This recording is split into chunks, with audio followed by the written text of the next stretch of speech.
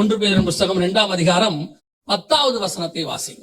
முன்னே நீங்கள் தேவனுடைய ஜனங்களாய் இருக்கவில்லை, முன்னே நீங்கள் தேவனுடைய ஜனங்களாய் இருக்கவில்லை, இப்பொழுதோ அவருடைய ஜனங்களாய் இருக்கிறீர்கள். அவருடைய ஜனங்களாய் இருக்கிறீர்கள். முன்னே நீங்கள் இரக்கம் பெறாதவர்களாய் இருந்தீர்கள், இப்பொழுதோ இரக்கம் பெற்றவர்களாய் இருக்கிறீர்கள். அன்னைக்கு நம்ம புறஜாதியார் நமக்கு பேரு, தேவனுடைய ஜனங்களாய் இருக்கவில்லை.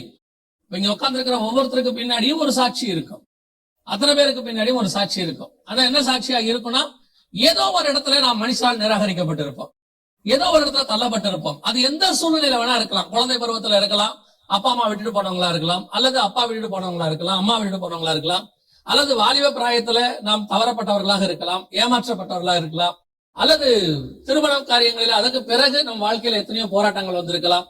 ஏதோ ஒரு இடத்துல நாம தள்ளப்பட்டவர்கள், வேண்டாம் என்று நாம் நிராகரிக்கப்பட்டவர்கள், அந்நியர்களாக இருந்தோம். இந்த வேண்டாம் என்று நிராகரிக்கப்பட்டவர்களைத்தான் ஆண்டவர் அவருடைய மூளைக்கல்லுக்கு பக்கத்தில் வைக்கும்படி அழைத்துக் கொண்டு வந்திருக்கிறார். பல நேரத்தில் நம்ம அதான் நினைக்கிறோம், ஆக்சிடென்ட் ஆக இந்த சம்பவம் நடந்துச்சு அப்படின்னு சொல்லி நான் சொல்லுவேன், நம்ம வாழ்க்கையில ஆக்சிடென்ட் என்பது நமக்கு தான் இருக்கிறத ஒழிய கர்த்தருக்கு கிடையவே கிடையாது. கர்த்தரோட ஆக்சிடென்ட் அப்படிங்கிற விஷயமே கிடையாது. அவருக்கு எல்லாமே ப்ரீ பிளான்ட், அவருக்கு எல்லாமே ப்ரீ பிளான். இன்னைக்கு நேற்று ப்ரீ பிளான் இல்ல, 6000 வருஷத்துக்கு முன்னாடி ப்ரீ பிளான். உலக தோற்றம் முதல் அவர் நம்மை முன்குறித்து வைத்திருக்கிறார். உலக தோற்றம் முதல் அடிக்கப்பட்ட ஆட்டுக்குட்டி. நாம அந்த பிளானை தெரிஞ்சுக்காததுனால ஆக்சிடென்ட் போம். நம்ம அந்த பிளான் என்னன்னு தெரியாததுனால ஆக்சிடென்டா நடந்துச்சு, திடீர்னு நடந்துச்சு அப்படின்னு. கர்த்தருக்கு திடீரே கிடையாது, அவர் திடீர்னு பயமுறுத்தவும் முடியாது. அவருக்கு எல்லாமே முன்னாடி அறிவிக்கப்பட்டிருக்கு. ஆனால் அப்படி இருக்கிற நீங்களும் நானும் ஒரு விஷயத்தை நன்றாய் புரிந்து கொள்ள வேண்டும். உங்களையும் என்னையும் இந்த உலகம் ஏதோ ஒரு இடத்துல தள்ளிவிட்டது. அப்படி தள்ளதுதான் நமக்கு குவாலிபிகேஷனாக மாறிடுச்சு. ஏன்னா இயேசுவை தள்ளதுதான் நமக்கு குவாலிபிகேஷனா மாறிடுச்சு. அவங்க வேணான்னு சொன்னதுனாலதான் அவர் நமக்கு கிடைச்சாரு, இல்லைன்னா அவர் நமக்கு கிடைச்சிருக்க மாட்டாரு. கானானிய ஸ்திரீ போய் கேட்பாங்க இயேசு கிட்ட, எனக்கு மேஜையிலிருந்து ஒரு துணிக்கையாவது கொடுங்க. இவர் சொல்லுவாரு, பிள்ளைகள் அப்பத்தை எடுத்து நாய்க்குட்டிகளுக்கு போடுவானேன் அப்படின்னு. உடனே அந்த அம்மா சொல்லுவோம், மேஜையிலிருந்து விழும் துணிக்கையாவது எனக்கு கொஞ்சம் கொடுங்க அப்படின்னு. இயேசு சொல்லுவார், உன் விசுவாசம் பெரியதும்பாரு. அதுக்கு முன்னாடி ரொம்ப அர்த்தம் இருக்கு. ஆனா உண்மை என்னன்னா, அந்த அம்மா துணிக்கையை தான் கிடைச்சு. துணிக்கைனா மேலன்ற தூள், நம்ம கணக்குக்கு சொன்னோம்னா அது அங்க இருக்கக்கூடியதான இந்த டிட்பிட்ஸ் எல்லாம் நம்ம சொல்றோம்ல, அந்த மாதிரி ஒரு காரியம். ஆனா விஷயம் என்னன்னா, அவன் அந்த துணிக்கையை போடுறதுக்கு பதிலா இயேசுநாதர்ங்கிற அப்பத்தைய தூக்கி போட்டான் வெளியே யூதன். அவன் போட்டதோடைய விளைவு அந்த கானானிய ஸ்திரீக்கு துணிக்கைக்கு பதிலா அப்பம் கிடைச்சிருச்சு. அதனாலதான் சொல்லுவாங்க, உன் விசுவாசம் பெரியதும் பாரு ஆண்டவர். எதுக்கு பெரியதுன்னா, அதுக்கு முன்னாடி ஏதோ ஒண்ணு இருக்கணும், அதை வச்சாதானே அளவு பார்க்க முடியும் பெரியதுன்னு. இஸ்ரவேலர்கள் விசுவாசத்துல வந்தவர்கள். எந்த விசுவாசம்? ஆபிரகாமின் விசுவாசத்துல வந்தவர்கள்.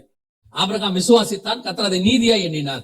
அந்த ஆபிரகாமின் விசுவாசத்தை விட இந்த கானானிய ஸ்திரீனுடைய விசுவாசம் பெரியது என்று கர்த்தர் சொல்வார். அதனாலதான் அந்த அம்மாவுக்கு துணிக்கைக்கு பதிலா அப்பம் கிடைச்சிச்சு. நமக்கு ஆகாது தள்ளப்பட்ட மூளைக்கல் நம்ம கையில கிடைச்சிருச்சு. இன்னைக்கு ஆலயத்தினுடைய மூளைக்கல்லாக இயேசு இருக்கிறார். நீங்களும் நானும் அதன் மேல் இருக்கக்கூடிய ஜீவ கற்களாக இருக்கிறோம். அந்த கல்லுக்கு எப்படி ஒரு பிளாஷ்பேக் இருக்குதோ அதே மாதிரி நமக்கு ஒரு பிளாஷ்பேக் இருக்குது. நம்ம அத்தனை பேருமே ஏதோ ஒரு இடத்தில் ஆகாது என்று தள்ளப்பட்டவர்கள். யாராலேயோ தள்ளப்பட்டவர்கள். எனக்கு நான் இந்த சிங்கிள் பேரண்ட் அப்படின்னு சொல்லக்கூடியது ரொம்ப முக்கியமா நினைப்பேன். ஏன்னா அது ரொம்ப கஷ்டமான ஒரு விஷயம். அதுவும் ஒரு தாய் பிள்ளைய வளர்க்கறதுங்கிறது ரொம்ப கஷ்டமான ஒரு விஷயம். அப்படி சொல்லும் போது ஒரு அம்மா என்னை பார்க்க வந்தாங்க. அந்த அம்மாக்கே ஒரு 50-55 வயசு. அவங்க பார்க்க வந்துட்டு சொன்னாங்க, நீங்க அம்மாக்களை பத்தி ரொம்ப பேசுறீங்க, ஆனா நான் எங்க அம்மாவாலேயே பாதிக்கப்பட்டேன் அப்படின்னாங்க. எனக்கு ஆச்சரியமாக இருந்துச்சு, எப்படி அப்படி இருப்பாங்க அப்படின்னு கேட்கும்போது அந்த தாயார் செய்த சில கொடுமைகள் எல்லாம் சொல்லிட்டு சொன்னாங்க, ஆனா இன்னைக்கும் நான் என் தாயை வச்சு பாத்துக்கிட்டு தான் இருக்கிறேன் அப்படின்னு சொன்னாங்க. அப்போ கேட்கும் போது எனக்கு ஆச்சரியமா இருந்துச்சு. வேதம் சொல்லுது இல்லையா, கர்ப்பத்தின் பாலகனை ஸ்திரீயானவள் மறப்பாளோ அப்படின்னு இருக்குல்ல, ஒரு கொஸ்டின் மார்க் போடுறாருல. அப்படிப்பட்டவர்களும் இருக்கிறார்கள், அப்படிப்பட்டவர்களால் தள்ளப்பட்டவர்களும் இருக்கிறார்கள். நாம் இங்க அத்தனை பேருமே ஏதோ ஒரு சூழ்நிலையில ஏதோ ஒரு இடத்துல தள்ளப்பட்டவர்களாக இருக்கிறோம். அப்படி தள்ளப்பட்ட நீங்களும் நானும் ஒரு தள்ளப்பட்ட கல்லின் மேல் அஸ்திவாரம் போடப்பட்டிருக்கிறோம், அல்லது அதுக்கு மேல் கட்டப்பட்டு வருகிறோம். கீழே இருக்கிறவரும் அப்படிப்பட்டவர் தான், மேல இருக்கிற நம்மளும் அப்படிப்பட்டவங்க தான். ஆனா இன்னைக்கு நமக்கு என்ன தோணுது, நாம அதை அப்படி எடுத்துக்கிறது இல்ல. நாம நம்மளை பொறுத்த வரைக்கும் என் பிரச்சனை தான் பெருசு. ஒவ்வொருத்தரும் சொல்லுவாங்க, என்ன மாதிரி பிரச்சனை யாருக்குமே வந்திருக்காதும்பாங்க. இயேசுநாதர் சொல்றாரு, அவர் தாமே நம்மை போல எல்லா விதத்திலும் சோதிக்கப்பட்டு அப்படின்னு இருக்கு. நம்ம சொல்லும் போது என்ன சொல்லுவோம், என்ன மாதிரி பிரச்சனை யாருக்குமே உலகத்துல வந்திருக்காது. எல்லாருக்குமே அப்படிதான் தோணுது, நம்மள மாதிரி பிரச்சனை யாருக்கும் இல்லை, நம்மள மாதிரி பிரச்சனை யாருக்கும் இல்லைன்னு. உட்கார்ந்து பேசி பார்த்தோம்னா அவன் பேசிட்டு போகும்போது நம்ம நினைச்சுக்கிறோம் நம்ம பரவாயில்ல. ஏன்னா அவ்வளவு பிரச்சனைகளோடு கூட ஜனங்கள் இருக்கிறார்கள். அவ்வளவு தூரம் ஜனங்களால் உதாசீனப்படுத்தப்பட்டவர்கள் இருக்கிறார்கள், தள்ளப்பட்டவர்கள் இருக்கிறார்கள். ஒரு என்ன சொல்றது, பிள்ளைகளால் தள்ளப்பட்டதான பெற்றோர் அவங்கள போய் உட்கார்ந்து பேசி பார்த்தோம்னா இப்படி எல்லாம் வாழ்க்கையில நடக்குமா, இப்படி ஒரு சம்பவம் நடக்க வாய்ப்பு இருக்கிறதா அப்படின்னு கூட நம்ம யோசிப்போம். நடக்குது. அப்படி இன்னைக்கு உலகம் கொடுமையினால் நிறைந்து இருக்கிறது, சீர்கேட்டினுடைய உச்சத்தில் இருக்கிறது. உங்களை மாதிரியும் என்ன மாதிரியும் தள்ளப்பட்டவர்கள் எத்தனையோ பேர் இருக்கிறார்கள். ஆனால் அத்தனை பேரையும் தாங்கி நிறுத்தக்கூடிய ஒரு மிக முக்கியமான மூளைக்கல் ஒன்று இருக்கிறது. அந்த கல் தான் தன்னை போலவே தள்ளப்பட்ட எல்லா கல்லையும் சேர்த்துக் கொள்ளுகிறது. பல நேரத்துல அந்த மூளைக்கல்லு தெரியாம நம்ம அலைஞ்சு திரிஞ்ச இடம் எத்தனையோ இருக்குது. இந்த கல் இல்லாட்டி பரவாயில்ல அப்படின்ட்டு நம்ம பல கல்லை தேடி போய் அந்த கல்லெல்லாம் நம்மள தள்ளி. அதான் எங்க பாஸ்டர் ஒரு நாள் சொன்னாரு, காட்டு மரங்களுக்கு நடுவே கிச்சிலி மரமா என் நேசர் இருக்கிறார்னு உணர்ந்து பாட்டு 2ல வரும். அப்போ பல நேரத்துல அந்த காட்டு மரங்களோடய பழகி பழகி பழகி நம்மளும் ஒரு காட்டு மரத்துல இருந்து இன்னொரு காட்டு மரம், இன்னொரு காட்டு மரத்துல இருந்து இன்னொரு காட்டு மரத்துக்கு தான் போயிட்டே இருக்கிறோம். பல நேரங்கள் நம்ம அந்த காட்டு மரங்களை மாத்தி மாத்தி உட்கார்றோம். இதுக்கு அது பரவாயில்லையா இருக்கும், அதுக்கு இது பரவாயில்லையா இருக்கும், இதுக்கு அது பரவாயில்லையா இருக்கும்னு. எங்க பாஸ்டர் சொல்லுவாரு, எல்லாமே காட்டு மரம் தான், இல்ல பாக்குறதுக்கு அப்படித்தான் தெரியும். இங்க இருந்து அங்கன்னு போனா கொஞ்சம் பாக்குறதுக்கு நல்லா தான் தெரியும். ஆனா அது போனா அதுவும் ஒரு காட்டு மரமா இருக்கும். பல இடங்கள்ல இப்படி ரிஜெக்ட் ஆகி ஃபெட்டப் ஆகி கடைசியில எலியா சொல்றான், போதும் கர்த்தாவே சாகரன் விட்டுருங்க, இதுக்கு மேல வாழ்றதுக்கு வாய்ப்பே இல்ல, என் பிதாக்களை விட நல்லவன் நான் கிடையாது. அவன் போயிட்டு சூரச்செடி கீழே படுத்துறான். அந்த அளவுக்கு ஆயிப்போச்சு. இப்படியே தள்ளப்பட்டு கடைசியில நமக்கு ஒரு கிச்சிலி மரம் கிடைச்சிச்சு, ஆப்பிள் ட்ரீ, நல்ல ஒரு மரம் கிடைச்சிச்சு. அதான் இயேசு கிறிஸ்து. காட்டு மரங்களுக்கு நடுவே கிச்சிலி மரமாய் இயேசு கிறிஸ்து இருக்கிறார். நான் சொல்லுவேன், இயேசு கிறிஸ்துக்கு ஆல்டர்னேட் யாருமே கிடையாது, எப்பேற்பட்டவங்களும் கிடையாது, எந்த சூழ்நிலையும் கிடையாது. அது என்ன அந்த காலகட்டத்துல பாக்கிறதுக்கு நம்ம கொஞ்சம் அப்படி தெரியும். அவங்க அன்பா பேசும்போது, கொஞ்சம் நமக்கு ஆதரவா பேசும்போது பரவாயில்ல, இது கொஞ்சம் நல்ல மரமா இருக்கும் போல அப்படின்னு சொல்லிட்டு அப்படியே கிட்ட போனதான் தெரியும் அது வேற காட்டு மரம். அப்புறம் அதுகிட்ட தப்பிக்கிறதுக்கு வழி பார்த்து எஸ்கேப் ஆகி வெளியே பார்த்தா அதை விட இன்னொரு காட்டு மரம். ஆண்டவர் சொல்றாரு, எத்தனை காட்டு மரத்தை தான் சுத்துவேன் நீயும், எந்த காட்டு மரத்துல போனாதுன்னும் நீ ஆகாதுன்னு தள்ளப்பட்ட கல்லுதான், ரிஜெக்டட் தான். ஒரு நாள் ஏதோ ஒரு சூழ்நிலை ஆண்டவர் நமக்கு ஒண்ணு கொடுக்கிறாரு, வாழ்க்கை கொடுக்கிறாரு, அமைஞ்சது, அதோட சோதனை மட்டும் ஓடிட்டே இருக்கணும். எல்லாருடைய வாழ்க்கையிலும் ஏதோ ஒன்ற இடத்துல ஒரு பிரச்சனை இருக்கத்தான் செய்கிறது, போராட்டம் இருக்கத்தான் செய்யுது. அவைகளுக்கு நடுவில் தான் நாம் தேவனுடைய கற்களாய் மாறிக்கொண்டிருக்கிறோம், ஆலயமாய் மாறுறோம். கர்த்தர் அவருக்கு ஏத்த மாதிரி நம்மளை மாத்திட்டு இருக்கிறாரு. இங்க நம்ம என்ன நினைக்கிறோம், அவனை விட பிரச்சனை எனக்கு ஜாஸ்தி, அந்த குடும்பத்தோட இங்கே எனக்கு பிரச்சனை ஜாஸ்தி, இருக்கிறதுக்கு பேசாம ஓடி போயிடலாம், ஏன் இருக்கணும், அதை செய்யணும் இதை செய்யணும். ஆண்டவர் சொல்றாரு, இவைகளுக்கு நடுவில் தான் நீ கட்டப்படவே முடியும், இல்லாம கட்டப்படவே முடியாது. உருவாக்குதல் என்பது வேறு, தள்ளப்பட்டாலொழிய நாம் உருவாக்கப்படவே முடியாது. நீங்க எடுத்து பாருங்க, ஆரம்பத்துல இருந்து யார வேணாலும் எடுத்துக்கொள்ளுங்க. ஆபிரகாமை பிரிச்சு கூட்டிட்டு வருவாரு, கூட்டிட்டு வந்துதான் உருவாக்குவார் ஆண்டவர். அப்புறம் யாக்கோபை கூட்டிட்டு போயிடுவார் சிரியா தேசத்துக்கு, பிரிச்சு கொண்டு போய் தான் உருவாக்குவாரு. யோசேப்பை பிரிச்சு கூட்டிட்டு போயிடுவாரு, பிரிச்சு கொண்டு போய் தான் உருவாக்குவாரு. இயேசு கிறிஸ்து வரைக்கும் அப்படித்தான் வனாந்தரத்துக்கு பிரித்து கொண்டு போய் உருவாக்கப்பட்டார். பல நேரங்களில் ஆண்டவர் அப்படிப்பட்ட சூழ்நிலையில நடத்துவது எதற்காக?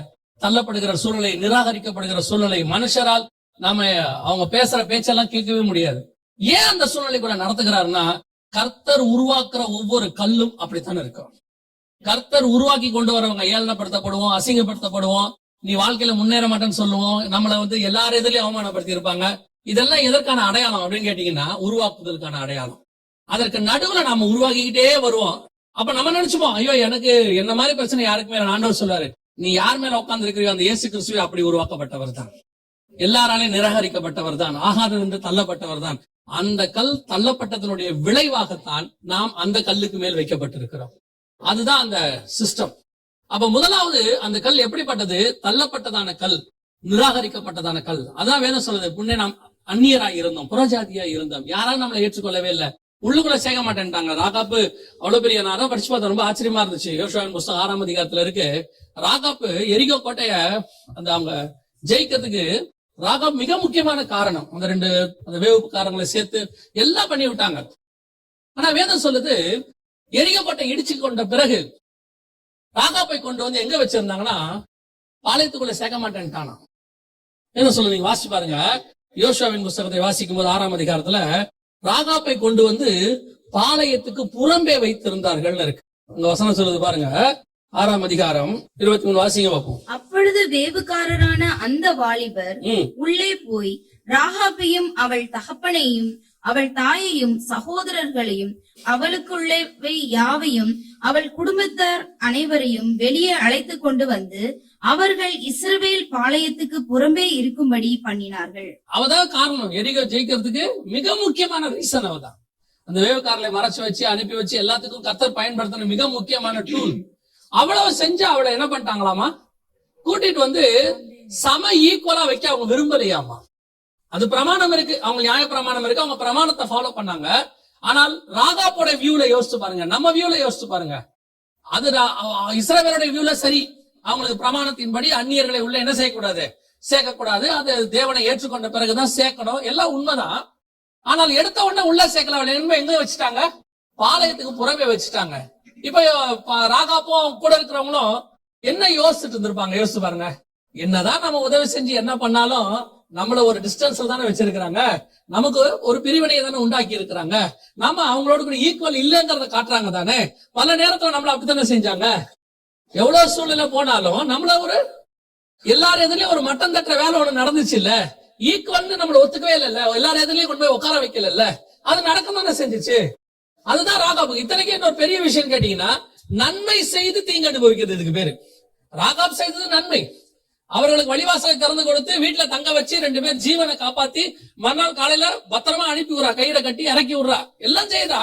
ஆனால் எல்லாம் முடிச்சு வந்த உடனே சொல்லிட்டான், நீ கொஞ்சம் வெளியவே இருமா, நீ ஊருக்குள்ள வரக்கூடாது, ஏன் நீ அந்நியர் புறஜாதி. அவன் வியூல யோசிச்சு பாருங்க. அப்ப எனக்கு ஈக்குவல் இல்லையா? நான் எரிகாவை பொறுத்த வரைக்கும் வேசியா இருந்தாலும் ஊருக்குள்ள இருந்தேன், இங்கே நான் கழுவப்பட்டு விட்டேன், என்னை கூட்டு வந்துட்டீங்க, எல்லாம் செஞ்சுட்டீங்க, ஆனா என்ன எங்க வச்சுட்டீங்க, புறமே வச்சுட்டாங்க. எத்தனை பேர் அப்படி சொல்லுவாங்க தெரியுமா? கல்யாணங்கள் அவமானப்படுத்தப்பட்டவங்க எத்தனை பேர், எல்லாரும் சொந்தக்காரங்க எதிரிலையும் அவமானப்படுத்தப்பட்ட ஒரு வாலிப பிள்ளை சொன்னா, ஒரு மக வயசு இருக்கும், அவர் சொன்னா, அவரு வீட்டுக்கு கூப்பிட்டு இருந்தாங்களாம். போன போது ஒரு நாள் ராத்திரி தான் அவங்க வீட்டுல தங்கி இருந்தாங்களாம், அவளும் கணவனும் பிள்ளைகளும். மறுநாள் காலையில சொந்த அக்கா கூப்பிட்டு கேட்டாங்களாம், கொஞ்சம் உள்ள வான்னு கூப்பிட்டாங்களாம். என்ன காணிக்கேன்னா, நேத்து ஒரு மோதிரம் இங்க வச்சிருந்தோம் காணோம், நீயும் பிள்ளைங்க யாராவது எடுத்தீங்களான்னு கேட்டாங்க. அவளுக்கு மனசு உடஞ்சிருச்சு. ஒருவேளை தெரியாம கேக்குறவங்க, நான் எங்க எடுக்க போறோம் அப்படின்னு. இல்ல, இங்க யாரும் எடுக்கிற அளவுக்கு, அந்த மோதிரத்தை எடுக்கிற அளவுக்கு யாரும் இங்க கஷ்டப்படுறவங்க இல்ல, எங்களுக்கு சந்தேகம் உன் பேலதான் நேரடியா கேட்டாங்களாம். அவ அப்படி அழுதா அந்த பிள்ளை, ஆனா இப்படி ஒரு கேள்வி என்ன பார்த்து கேட்டாங்க அப்படின்னு. இது இப்படிப்பட்டவங்க இருக்கிறாங்க தான் செய்யறாங்க. ஆனால் வேதம் சொல்லுது, அதே ராகாப்பை கர்த்தர் என்ன செய்தாரா? வாசிங்க 6ஆம் அதிகாரம் 25வது வசனத்தை வாசிங்க. எரிகோவை வேவு பார்க்க யோசுவா அனுப்பின ஆட்களை ராகாப் என்னும் வேசி மறைத்து வைத்தபடியினால் அவளையும் அவள் தகப்பன் வீட்டாரையும் அவளுக்குள்ள யாவையும் யோசுவா உயிரோடே வைத்தான். அவள் இந்நாள் வரைக்கும் இஸ்ரவேலின் நடுவிலே குடியிருக்கிறாள். எங்க வந்துட்டா? இப்ப இஸ்ரவேல் நடுவில் வெளியே இருந்தவள் ஆண்டவர் உள்ள குடியிருந்து உட்கார வச்சுட்டாரு. அல்லேலூயா. ஆனா அவளுக்கு என்ன பேர் கொடுத்தான் பாருங்க. அவன் என்ன பேர் கொடுத்தான்? ராகாப் என்னும். சில நேரத்துல இதுதான் நடக்கும், நாம மாறி வந்துருவோம், நம்முடைய பழச ஞாபகப்படுத்திட்டே இருப்பான். அவன் மாறி வந்துட்டு இங்க வேசித்தனம் பண்ணல, அவ இஸ்ரவேலுக்குள்ள அவ என்ன செய்யல, அவ எரிகோல இருக்கும்போது அது அவருடைய தொழிலாக இருந்தது. அவ மாறி வந்துட்டா. இங்க ஆண்டவரே ஃபர்ஸ்டே சொல்லிட்டா, உங்க தேவன் உங்களுக்கு செய்ததெல்லாம் நாங்கள் கேள்விப்பட்டோம், எல்லாம் சொல்லிட்டா, ஆண்டவர் அறிஞ்சுட்டா. ஆனாலும் வந்தாலும் அந்த பட்ட பேர் என்ன செய்யல. சில நேரத்துல நம்ம பட்ட பேர் போகவே போகாது, நம்ம குறிச்ச ஒரு பேர் ஒண்ணு போகவே போகாது. அது என்ன பேர் வேணாலும் இருக்கும், அது அவமானப்படுத்துற பேரா இருக்கும், அல்லது கௌரவ குறைச்சல் பண்ற பேரா இருக்கும், எல்லாரும் எதுலயும் கேவலப்படுத்துற பேரா இருக்கும்.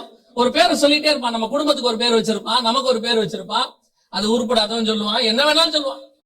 அந்த பேர் இருந்துகிட்டே வரும். கூட்டிட்டு நடுவில் இப்ப ஆண்டவர் கூட்டிட்டு வர சொல்லிட்டாரு, பிரமாணத்திலையும் கொண்டாந்துட்டாரு. அது ரொம்ப நம்ம ஆண்டவர் பாரபட்சம் இல்லாதவர். அவர் தெளிவா சொல்லிட்டாரு, உன்னோடு சேர்ந்து கொள்கிற அந்நியனுக்கும் உனக்கும் ஒரே பிரமாணம் இருக்க கடவுது, எந்த பாகுபாடுமே கிடையாதுப்பா, அந்நியனா இருக்கட்டும் நீயா இருக்கட்டும், பிரமாணம் ஒண்ணுதான், 2 பேருக்கும் ஒண்ணுதான், எல்லாம் சொல்லிட்டாரு. ஆனா உள்ளே வந்த ராகாப்பை பார்த்து அவன் சொல்ற வார்த்தை என்ன? ராகாப் என்னும் வேசி. எனக்கு ரொம்ப ஆச்சரியமா இருந்துச்சு. பழைய ஏற்பாட்டுல ராகாப் என்னும் வேசின்னு சொன்னாங்க.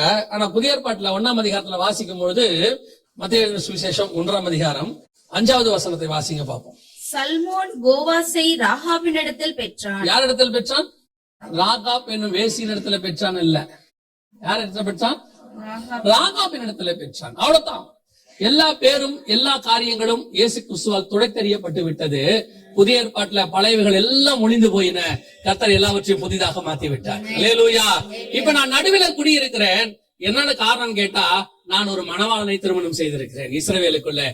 அந்த மணவாளன் ஆண்டவராகிய இயேசு கிறிஸ்து. நான் உள்ளே வந்து விட்டேன். இனி எனக்கான பழைய பேர் எதுவுமே கிடையாது. யார் வேணா என்ன வேணா சொல்லிட்டு போட்டோம். ஆனா வேதம் என்னை அப்படி சொல்லவில்லை, மாத்தி அமைச்சிருச்சு. நமக்கு என்ன பேர் வேணா பழைய ஏற்பாட்டுல கொடுத்துட்டு போட்டோம், என்ன பேர் வேணா பழைய வாழ்க்கைக்கு சொல்லட்டும். அந்த இப்ப சொல்லும் போது கூட சொல்லுவாங்க, சிலர்லாம் சொல்லுவாங்க, அன்னைக்கு அந்த காலத்துல அந்த ஆளு அப்படிம்பாங்க. உண்மைதான், யாரும் இல்லைன்னு சொல்லல, அப்படித்தான் இருந்தோம். ஒரு நாள் கர்த்தர் மாற்றி நம்மை கொண்டு வந்து இன்னைக்கு எல்லாத்தையும் மாத்திட்டாரு. ஆனா இப்ப நம்மளை எப்படி ஆக்கிட்டாரா, ஏற்றுக்கொண்டவர்கள் எத்தனை பேரோ அத்தனை பேரும் தேவனுடைய பிள்ளைகளாகும்படிக்கு கர்த்தர் அதிகாரம் கொடுத்திருக்கிறார். அல்லேலூயா. எல்லாம் மாறிடுச்சு, மனசெல்லாம் மாறிடுச்சு இப்ப. ஆனால் தள்ளப்பட்ட உங்களை என்னையும் கர்த்தர் நடுவுல கொண்டு உட்கார வச்சுட்டாரு. அன்னைக்கு வேணாம் என்று தள்ளப்பட்ட அந்த ஆலயத்தினுடைய கல் தான் ஜீவ கற்களாக மாறி இன்னைக்கு நாம் ஆலயத்துக்குள்ள வந்துட்டோம். ஆனால் தேவனுடைய பிளான் என்ன தெரியுமா? நாம் அத்தனை பேரும் அவருடைய ஆலயத்தின் மாளிகையின் ஒரு கற்களாக இங்க உட்கார்ந்து இருக்கிறோம். அவர் கொண்டு வந்த திட்டம் அதான். இங்க அதுக்கு கொண்டு வருவதுக்கு வேணா கர்த்தர் பல காரியங்களை யூஸ் பண்ணி இருக்கலாம். உனக்கு அந்த வேலைக்கு கூட்டு போறேன், இவ்வளவு சம்பளம் கொடுக்குறேன், அங்க போனா நீ அப்படி ஆயிருவேன், இங்க போனா நீ கோடீஸ்வரன் ஆயிருவேன் சொல்லி தான் கூட்டு வந்திருப்பாங்க. அதான் வனாந்தரத்துல நயங்காட்டி அழைத்தல்னு பேரு. இல்லன்னா நீங்க வரமாட்டீங்க தானே இங்க, அப்படி சொல்லிதான் கூட்டிட்டு வருவாங்க. கூட்டிட்டு வந்துதான் இங்க உங்களுக்கு சுவிசேஷம் சொல்ல முடியும், அங்கதான் உங்களை உருவாக்க முடியும். அப்படி உருவாக்குவதற்கு கர்த்தர் எதுக்கு கொண்டு வந்தாருன்னா, நாம் அத்தனை பேரும் அவருடைய ஆலயம் ஆகிய மாளிகையினுடைய கற்களாக இருக்கிறோம். அல்லேலூயா. அதைத்தான் கர்த்தர் கொண்டு வந்து உட்கார வச்சிருக்கிறார்.